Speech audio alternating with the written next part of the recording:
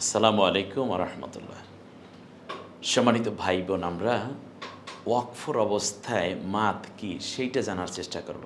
তাহলে আমরা তিলাওয়াতের মধ্যে মাত, আর কোনো হেডেক নেবেন না মাথায়। চিহ্ন দেখে মাত ৩ আলিফ ৪ আলিফ, খারাজের খারাজর উল্টা পেশ ১ আলিফ, আর যেই জবরের বাম পাশে খালি আলিফ, পেশের বাম পাশে যজমালা ও, জেরের বাম পাশে যজমালা ইয়া। এটা উদাহরণ দিয়ে একেবারে ফাইনাল করা শেষ। ৩ আলিফ ৪ আলিফ তো চিহ্নই দেখে সেনবো, তাই না? এরপরে আমরা আসি ওয়াকফ বা থেমে যাওয়া। ওয়াকফ হালত অর্থ থামার অবস্থা, অর্থাৎ দাড়ি বা ফুলের স্টপকে বোঝানো হয়। স্বাভাবিকভাবে ওয়াকফ এর হরফটি যজম হয়ে যায় এবং হরকতটির একক উচ্চারিত হয় না, এটা হলো ওয়াকফ অবস্থায় মাত। ওয়াকফর চিহ্ন, ওয়াকফের নিয়ম।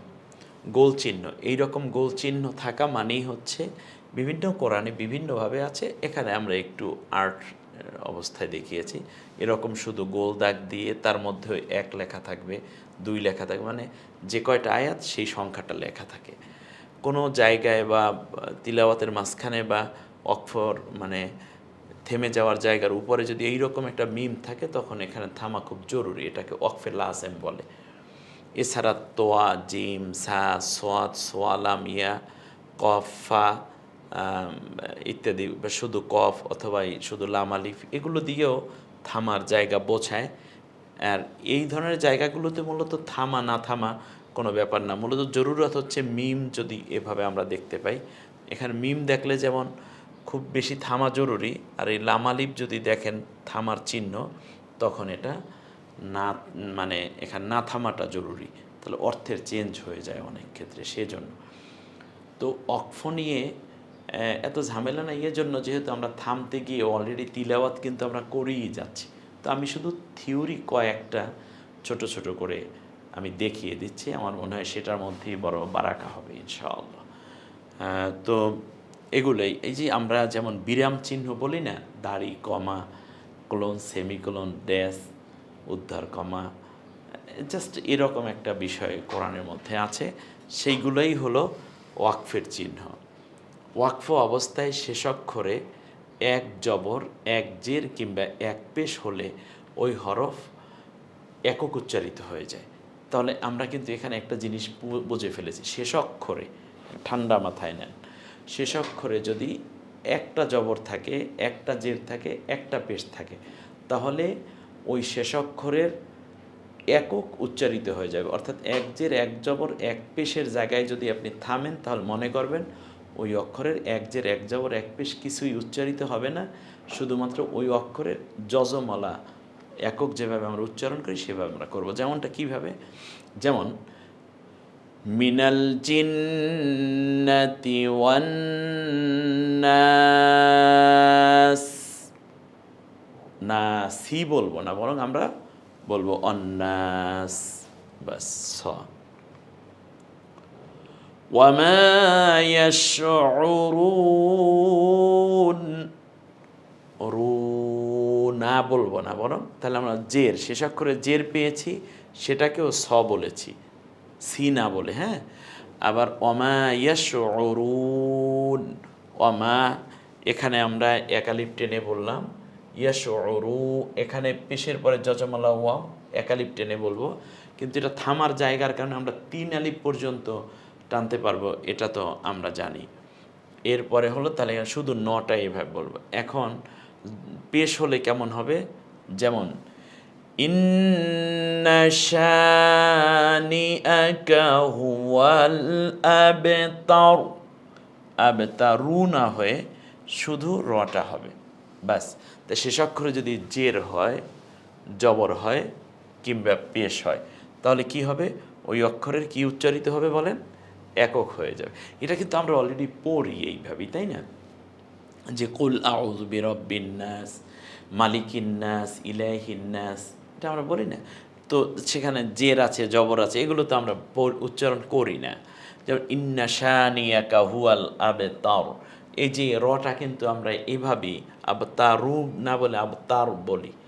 তাহলে চলে গেল জের জবর পেশ একটা করে, বাস শেষ। এই যে রটা হয়ে গেল। এখন আরেকটা জায়গা আমরা আরও দুইটা জায়গা আমরা যেখানে পাবো সেখানে ওই এক জের এক পেশের মতোই হয়ে যাবে। যেমন ওয়াকফ অবস্থায় শেষ অক্ষর যদি দুই জের কিংবা দুই পেশ থাকে, ওই শেষাক্ষরটিও যজমযুক্ত হরফের মতো উচ্চারিত হয়ে যাবে। যেমনটা কিভাবে, গফুরুর রাহিম, তা রহিমুন বলছি না, রহিমুও বলছি না, বলছি কি রহিম, শেষ। আযাবুন শাদীদ,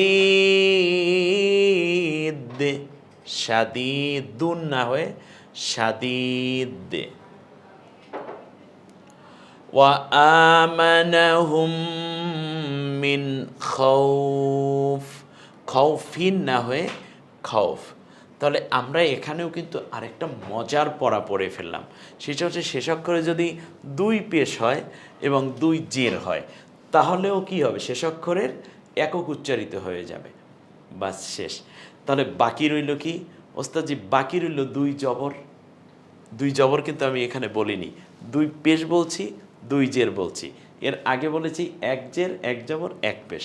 তাহলে বাকি কি রইল, যেমন এটা আমরা একটু উদাহরণ দিয়ে নেই, নারান যাতা লাহাব, লাহাব, হার উপরে একটা জবর দিয়ে আমরা পড়বো, এটা মানে কারেকশন আছে এখানে, যাই হোক আর উপরে একটা জবর হবে। তা লাহাব, লাহাবিন বলছি না, লাহাবিও বলছি না, বলছো লাহাব, অর্থাৎ এক জের হলেও যা, দুই জের হলেও তা। কুল হুয়াল্লাহু আহাদ, এই আহাদ অর্থাৎ এক পেশ হলেও দ, দুই পেশ হইলেও দ উচ্চারিত হবে। লা বারিদিন ওয়ালা কারীম, কারিমিন হবে না, মিও হবে না, কারিম। দেখছেন, তাহলে দুই জের হইল যা, এক জের হইল তা, দুই পেশ হইল যা, এক পেশ হইল তা। তাহলে ক্লিয়ার, এক জের এক জবর এক পেশ শেষ অক্ষরে একক উচ্চারিত হয়ে যাবে। আর দ্বিতীয় যেটা জানলাম, দুই জের এবং দুই পেশ হলেও অক্ষরের একক উচ্চারিত। এখন বাকি থাকে আলিফ, মানে দুই জবর না, দুই জবরের অবস্থাটা কি, শেষ হরফে যদি আলিফের সাথে এক জবর থাকে, তাহলে শেষ অক্ষরে যদি আলিফ একটা হয় তাহলে তো আমরা জেনেই গেলাম। কিন্তু একটা আলিফের সাথে যদি, মানে একটা জবরের সাথে যদি একটা আলিফ থাকে, খুব ভালো করে, জবর আছে কিন্তু ওই শেষ অক্ষরের সাথে একটা কি আছে, একটা আলিফ আছে, আবার দুই জবর আছে শেষ অক্ষরে কিন্তু ওই অক্ষরটার সাথে একটা আলিফ আছে, তখন এক জবর এক আলিফ টেনে বলতে হবে, এক জবরের সাথে এক আলিফ মাত করে পড়তে হবে। ব্যাস, এটা আমরা একটু উদাহরণ যাই, যেমন ওয়াফু আন্না, একটু দেখি আন্না, এটা যদি শুধু নুন, গোল নুন হতো, যেমন আমরা যদি বলি একটু, আমরা যদি এই নুনটা হতো, এই নুনটা হতো এরকম, তাহলে আমাদের কোনো টেনশন ছিল না, কারণ আমরা আগেই জানছি এটা। কিন্তু এখানে বিষয়টা হলো একটা জবর আছে, তার সাথে এই একটা জবর আছে, সাথে একটা আলিফও আছে। এখন আমরা এক আলিফ টেনে বলবো এবং জবরটা বলতে হবে, ওয়াফু আন্না, ওয়াগফির লানা, ওয়াগফির লানা, বানান উচ্চারণ করেন, ওয়াগফির লানা, এক আলিফ টেনে বলবো। হ্যাঁ, এরপরে হলো ওয়ারহামনা, এক আলিফ টেনে। এখানে যদি আরও একটা জবর থাকতো, আরও একটা জবর থাকতো, আরও একটা জবর থাকতো, তখনও আমরা কি করতাম, এক আলিফ টেনেই বলতাম, ঠিক আছে। এই দুইটা সূত্র একই রকম। জি জি, তাহলে আমরা এটা জেনে গেলাম যে শেষ অক্ষরে যদি জবরের সাথে আলিফ থাকে, শুধু এক জবরের বিষয় না, এখানে সাথে একটা আলিফ থাকতে হবে। হ্যাঁ, শেষ অক্ষরে দুই জবর এক আলিফ থাকলে অথবা এক জবর এক আলিফ থাকলে তখন ওই জবরটাও উচ্চারিত হবে এবং এক আলিফ টেনে বলতে হবে। ওয়াফু আন্না, ওয়াগফির লানা, ওয়ারহামনা আনতা মাওলানা। আমরা একটু দুই একটা দেখি তো নেই। ওয়াশ-শামসু, ওয়াশ-শামসি ওয়াদুহাহা, ওয়াশ-শামসি ওয়াদুহাহা, ওয়াল কমারি ইযা তালাহা, ওয়ান নাহারি ইযা জাল্লাহা।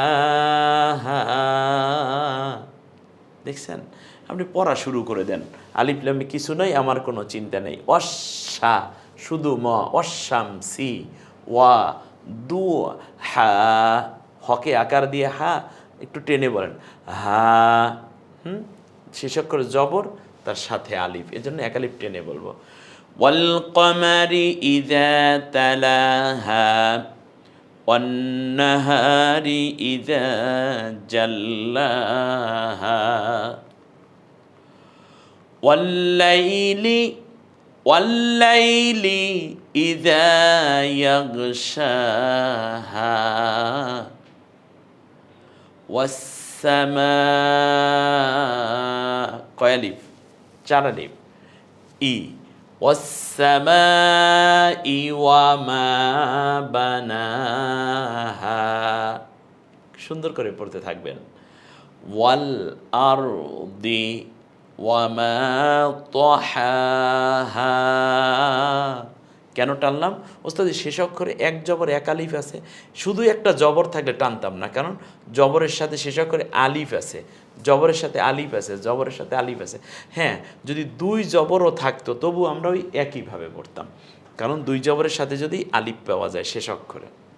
আবার একটা ব্যাপার হলো, শেষ হরফের সাথে যদি আলিফ হয় আর হরফটিতে 2 জবর থাকে, ওই যে এক জবর সাথে আলিফ, আর এখানে হলো 2 জবর কিন্তু অক্ষরের সাথে কি আছে? অক্ষরের সাথে একটা আলিফ আছে, তখন এক আলিফ সহ মানে ওই জবরটাকে উচ্চারণ করতে হবে। 2 জবর আবার পড়া যাবে না, এক জবরই পড়তে হবে, এটাকে মাদ্দি ইওয়াজ বলে। যেমন খয়রান কাসীরা, কাসীরান না বলে কাসীরা। রব্বি জিদনি ইলমা, ইলমান না বলে আমরা ইলমা বলবো। দেখেন, এইটাই মনে থাকবে বেশি আপনার, ইলমা। আমরা কিন্তু এটা মুখস্থ করি, রব্বি জিদনি ইলমা, এইভাবে লেখা আছে। ইল মান, ইলমানও বলি না, ইলমও বলি না, বলি ইলমা। কেন বলি? কারণ শেষ অক্ষরে 2 জবর আছে, সাথে একটা আলিফ আছে, এই জন্য একটা জবর বলবো, এক আলিফ টেনে বলবো। আবদান শাকুরা, কওলান সাদীদা, কওলান সাদীদা। আমরা এখানে আবার কি যোগ করলাম? এইটা, কাফা বিনফসিকাল ইয়াউমা আলাইকা হাসিবা, হাসিবা। শেষ অক্ষরে হাসিবান বলছি না, আবার হাসিবও বলছি না, বলছি হাসিবা। তার কারণ শেষ অক্ষরে 2 জবর আছে, এই যে 2 জবর, তার সাথে আছে একটা আলিফ, ফলে আমরা এক জবর এক আলিফ টেনে বলি। এই 2টা আবার কালার করে দিয়েছি আলাদা, যেন মনে থাকে আপনাদের। আলিমান হাকিমা, কারিমা, মাআবা, রব্বায়ানি সগীরা। ও হ্যাঁ, আমরা এই দোয়াটা বলি, রব্বের হামহুমা কামা রব্বায়ানি সগীরা। তাহলে এখানে সগীরনও বলি না, সগীরও বলি না, সগীর। তার কারণ কি? এই পড়াটা আপনাদের খুব মনে থাকবে তাহলে, যে রব্বি জিদনি ইলমা, আবার রব্বায়ানি সগীরা। এর সগী জেরের পরে যজমালাইয়া আমরা এক আলিফ টেনে বলি, আর রন ছিল, এখন থামার কারণে হবে র। মাকিসিনা ফীহি আবাদা وينذر الذين قالوا اتخذ الله ولدا।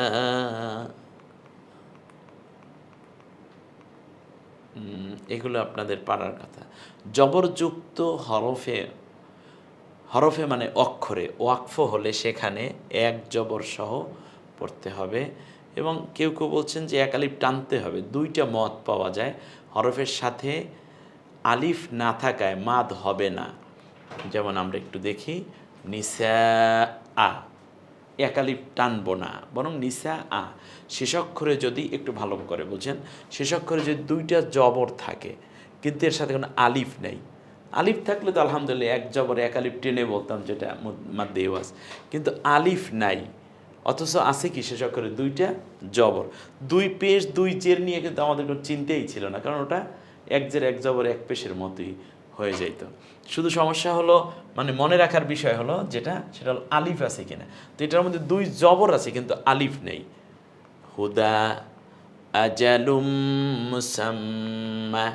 এখন কোন কোন মুজাব্বিদ বলছেন যে এখানে এক আলিফ টানতে হবে, নিসা আ হুদা আজালুম মুসাম্মা। এখন আমরা এক আলিফ টানতে পারেন, না টানায়, দুইটার এখতিয়ার আছে। তাহলে নিসা আ হুদা আজালুম মুসাম্মা, এক আলিফ টানুন অথবা না টানুন, কিন্তু ওই একটা জবর পড়ে যেতে হবে। অর্থাৎ তাহলে বোঝা গেল শেষ অক্ষরে যদি দুই জবর থাকে, আলিফ না থাকলেও একটা একটা করে জবর পড়ে যেতে হবে।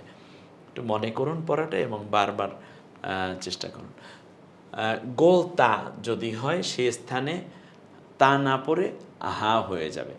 যদি যেমন গোল তা, এরকম একটা গোল তা আছে যেটা আমরা বহু তাক থেকে শিখে আসতেছি, তো ওই জায়গায় যদি আমরা থামি তাহলে ওই গোল তাটা গোল হা হয়ে যায়।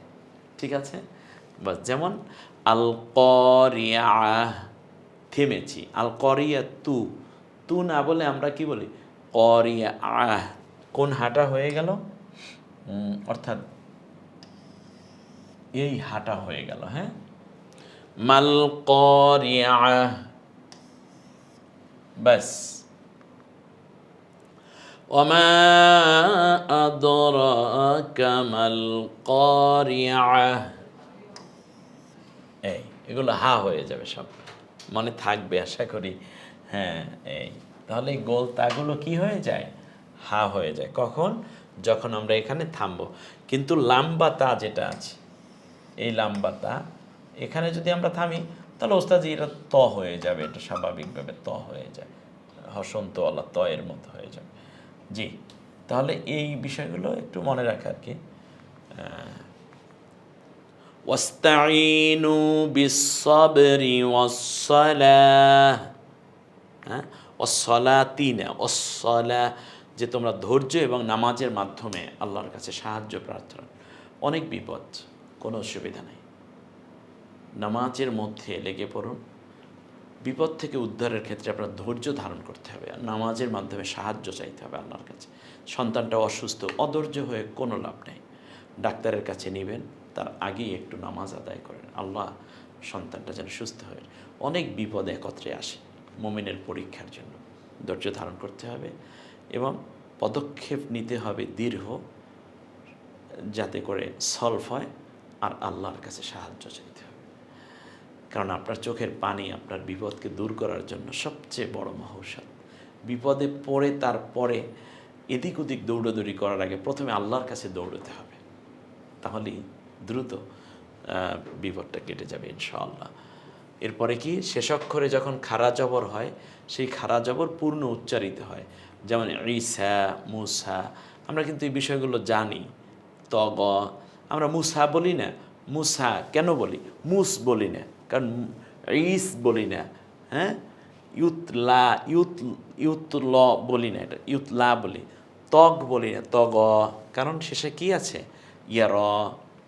ওয়া আদাল্লা ফিরআউনু কওমাহু ওয়া মা হাদা, এই যে ফেরাউন তার জনগণকে বিভ্রান্ত করেছিল, পথভ্রষ্ট করেছিল, কোনো সঠিক পথের দিশা দেয়নি, আল্লাহ কোরআনে বলেছেন।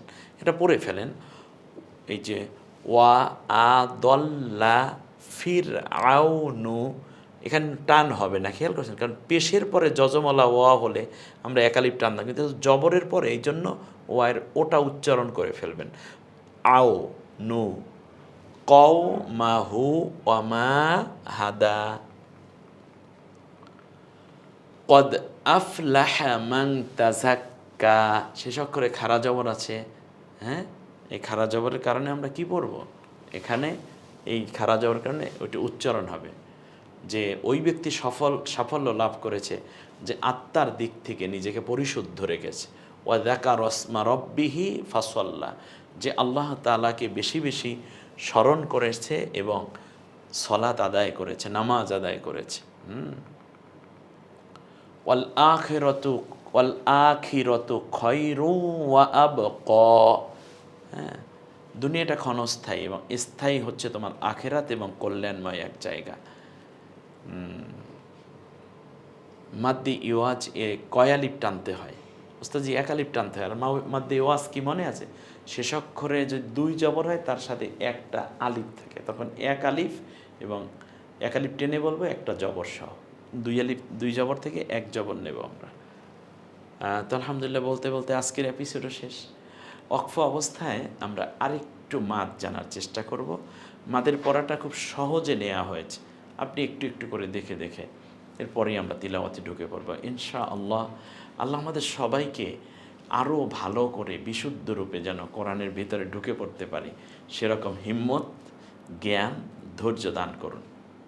আমিন। আসসালামু আলাইকুম রহমতুল্লাহ।